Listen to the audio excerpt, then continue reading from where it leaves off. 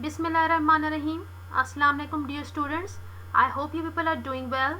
Welcome to OSP System 9th class senior section girls wing. I am Ms. Rabia Khalid and I am going to teach you the English subject in this session. And I hope that you have learned a lot from the last lectures. Unit number 9, All is not lost. Week 8, day 4 lecture. Here are the course contents. We have done with the reading, comprehension, idioms and phrases, direct and indirect narration.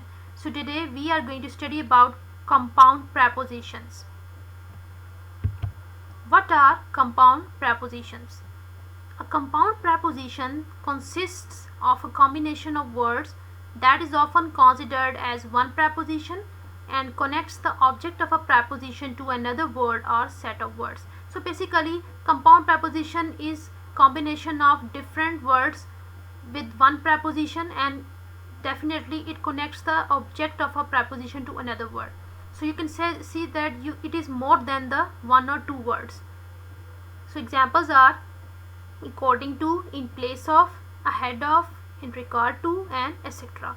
So here are some examples of the compound prepositions which you can use in different sentences with respect to the condition.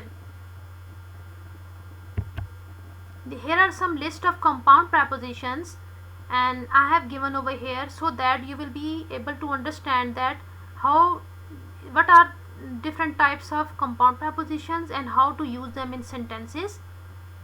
According to, as of, as well as, aside from, because of, and etc. So this will help you a lot to understand what kind of compound prepositions actually exist and how to use them in sentences.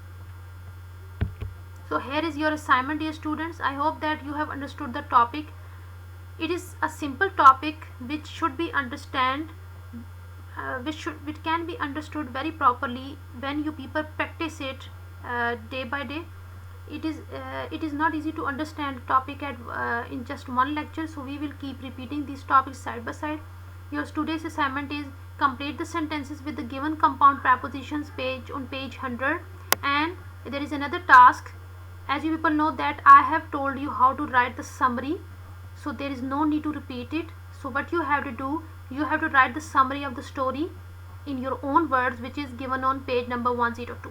So you have to summarize the lesson, unit number 9 lesson, in your own words. So take care. Allah Hafiz.